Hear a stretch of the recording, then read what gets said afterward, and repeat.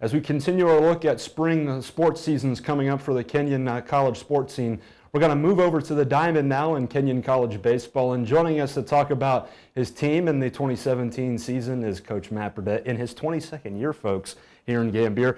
Coach, how have you been? How has the offseason been? And here we are getting ready for another year of Lord's baseball. Yeah, it's been good. Excited. Start on Sunday. Right. Leave for Florida on Friday. So it is. But we're excited to get there and see what 2017 has in store for us. Coach, the last few weeks, the guys been out in the track center, outdoors, and I just told you off camera, the previous 2 years, we've been mainly indoors, I'd say 99.9% of the time. Added benefit now that we've been outdoors just a tad bit more, which, we've had some 60-degree weather lately in Gambier. How has practice been the last couple not weeks? Not a tad bit more, actually, a lot more. Okay, all right.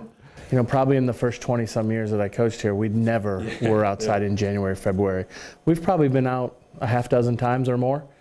We've been able to do quite a bit, in terms of inter-squad and just get a chance to see some of the young guys run around and do some things. We saw them in the fall. But, you take a few months off and then you get them back out there and see what you're all about. But it's been good. It's been really good for us. What do you make of your roster? I know we got some returners. We're going to have, I think I counted a ton of freshmen that are going to be on the roster. What do you make of your team you got this year? It's a good blend. We have some really good veteran experience, some good leadership there. We've got some talented young guys. I think it's a good mix for not only 2017, but even beyond, because I know we're always looking at the future as well as the present. So I like what we've got going on right now, and it's a good group. Of course, Ty and Grew are back with you on the sidelines as well. Yeah, absolutely. Coach, last year, obviously, Sam Gillespie was our most consistent pitcher for us. He's gone. He takes away a third of our wins on the mound.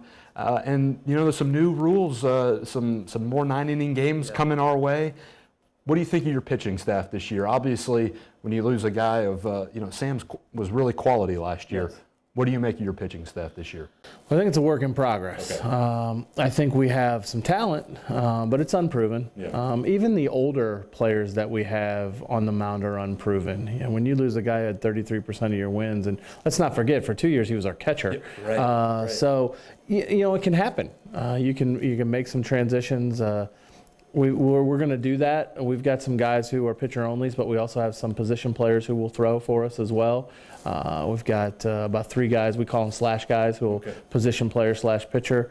All hands on deck. Sure. 4 9-inning games on the weekend in the league. So there aren't going to be a whole lot of complete games, I wouldn't think.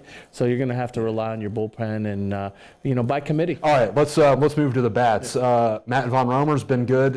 He's entering his junior year. Mikey Arman had a really good year last year. Alec Manning he's hit some home runs in his time here. What do you make of the bats? And obviously, you got a good handful of guys that you're going to be able to rely upon. Really good core. The junior class, especially, is a really good core. Q will lead us. Senior class, a guy who will get a bunch of at bats for us. We got some young guys too in the mix. But when you talk about Mikey Arman and Q, Matty, Alec, Max Warren, you've got guys who've played a bunch of baseball. It's not their first rodeo.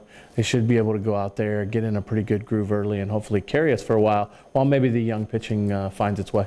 All right, so last year we were down at OWU. We got that first game in the crossover.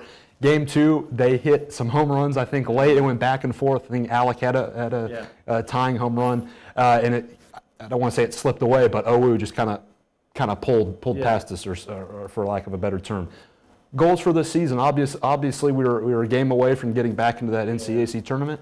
What are your expectations for this year? It's hard to talk about that. Right. That's 37 or 38 games away. So we just want to be consistently good at playing baseball. Maybe eliminate some mental mistakes that maybe we committed a year ago. Just play sound, fundamental baseball. Follow an approach offensively. Throw strikes.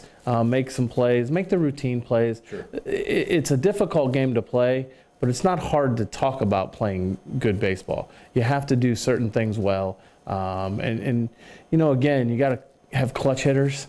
You have to have guys who pound the strike zone. And hopefully our defense will be good, and I think it will be, that we'll be able to be very competitive in every game we play. Sure. Coach, down in Fort Pierce again.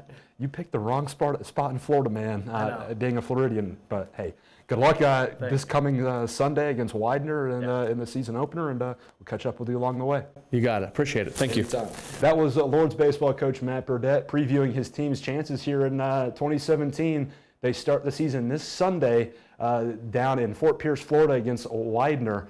We'll have all the coverage on athletics.kenyon.edu, and we'll have obviously all the content from the course of the next 2 months for the Lord's baseball program.